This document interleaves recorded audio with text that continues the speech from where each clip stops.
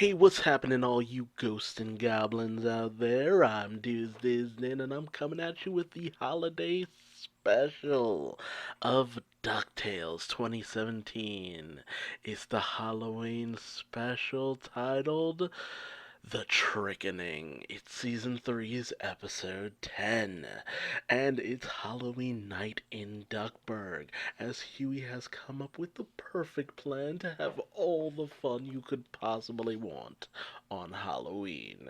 But Louie has different plans, complete with a Huey costume for absolute mockery.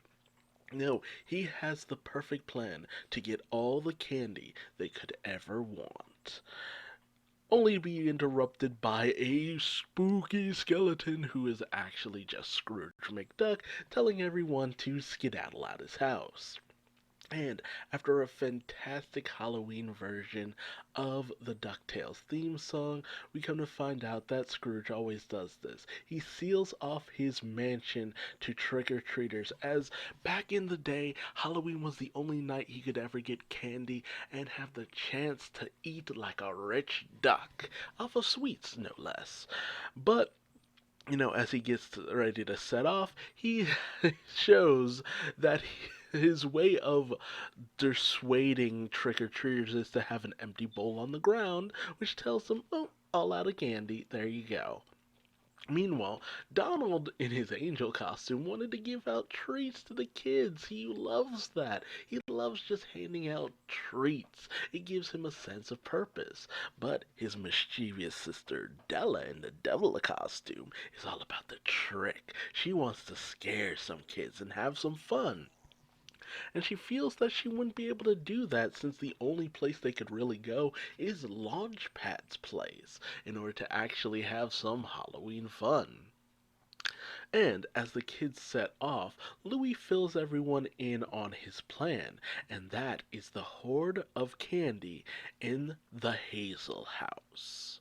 We then cut back to Donald and Della, because D names are abound in this friggin' show, and they find that it's all boarded up with a whole bunch of, barriers and barricades. And when they knock, Launchpad, has this spooky looking kind of Jason-esque outfit and tries to scare them off, with Della thinking that she might have a lot more fun than she thought hanging out with Launchpad.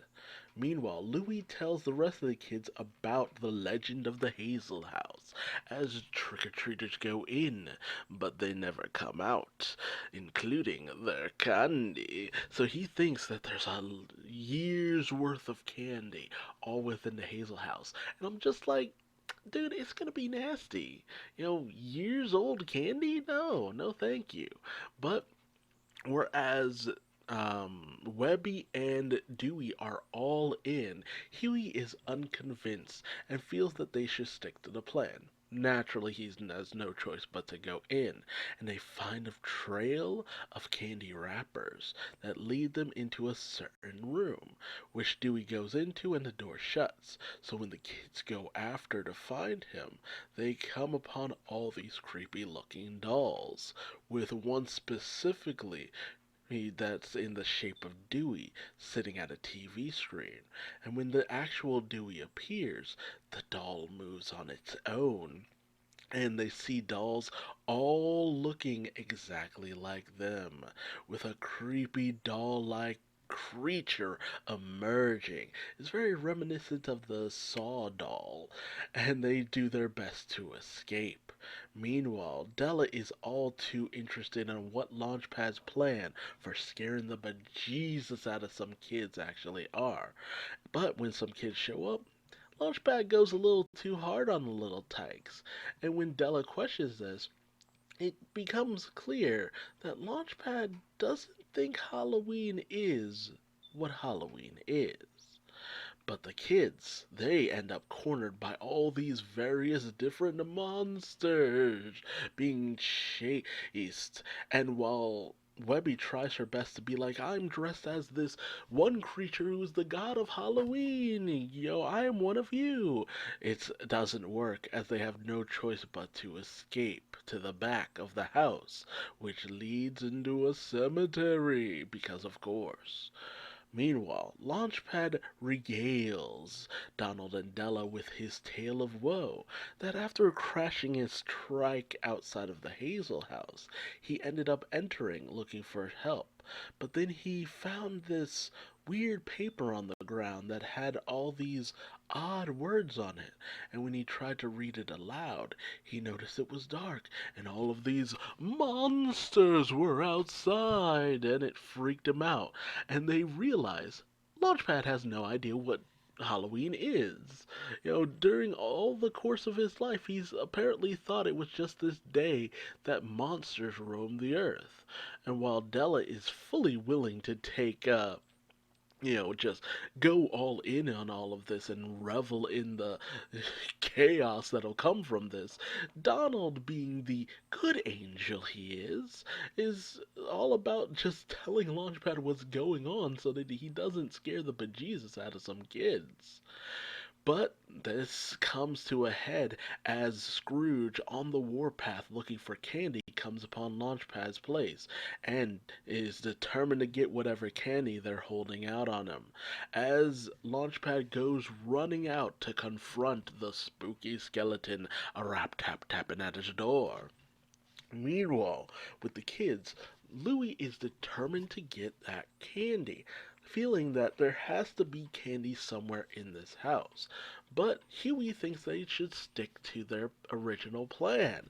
That's the only way to get what they want, and that's the only way to have fun. But when Louie ends up taking Huey's plans, finds out that Huey knew about the Hazel house, but for some reason wanted to avoid it. And when he questions Huey about this, Huey just makes it known that he just wanted to have a little bit of fun with his friends. But this is interrupted as a ring-S being comes emerging from a well, and the clown monster and the others break out of the house and go after the kids, cornering them. But, as Webby reveals that maybe if they had some candy they could appease these creatures, Huey lets it known that it's Louie's fault that they don't have any, only for the monsters to reveal that they're still monsters, but apparently they were all actors, with the were-duck being the clown, which makes no sense for him to be called a were-duck, but whatever, let's not get into that. A witch Hazel here being Sadoko from The Ring, and Nosferatu, the vampire, being a creepy doll. It's just like they're all just acting, and they just kind of drop the act the moment they realize the kids don't have any candy. Meanwhile, as the fight ensues between Launchpad and Scrooge, Launchpad manages to get the upper hand and realizes that the only way to stop any of this is to go back to where it all began. The Hazel House. And while Della tries to convince Donald that no harm will come to anyone with Launchpad's actions, Launchpad goes running down the street brandishing a bandsaw, and she's just like, oh, okay, yeah, now we need to stop this before he actually does hurt someone, because he really is intent on it. But, which Hazel reveals to the rest of the group, that usually their thing was, getting kids to drop their candy after they scare the bejesus out of them. That's how that usually works. And, while it isn't typical to how the myth actually works, it was the appeasement for the monsters, the candy and all that good stuff. And when, Huey asks why they were dressed up as monsters, the Were-Duck reveals that, well, it's because you kids aren't scared by that normal stuff anymore. It's all abstract horror and all that good stuff, so that's what we go with nowadays. And, Huey's a little bit dejected by all of this, as ultimately the whole idea behind all of this wasn't just to get candy. It's not what he was after. He just wanted to have some fun with his brothers for as long as they could. Halloween was always the funnest night for him, and he doesn't want to lose out on that by having a lifetime supply of candy. Candy's not what it was all about. It was about having fun with his brothers. But for the monsters, it is all about the candy. And Webby reveals that whereas in the old Celtic folklore, where the monsters weren't able to get their appeasement, they would feast on children. But this is interrupted as Launchpad comes crashing in like a bat out of hell, scaring the monster something serious. And as they go racing into the house, they run into the creepy twins, Donald and Della, as well as the skeleton banging in through their door, Scrooge, really just scaring the monster something awful. But as Launchpad approaches and finds another raptor on the floor, he reads it out, the ingredients to the candy, which he thinks is ancient Latin words. But, the monsters realize what's going on, that it's just a bunch of people, and they're actually kind of taken aback by the fact that, oh man, these humans actually managed to get one over on us. And they actually kind of want some pointers from Launchpad. But, Della reveals that Launchpad has no idea what Halloween is. That's the only reason he was able to scare them. And Louis turns to Huey that maybe they could actually, you know, figure out a way to give everyone what they need. Teach Launchpad about Halloween and show the monsters where the good candy is. So we find out that Scrooge has opened up a 24-hour candy store, which was Dewey's original idea. Whereas Louis had the big score and Huey just wanted to go out and do traditional trick-or-treating.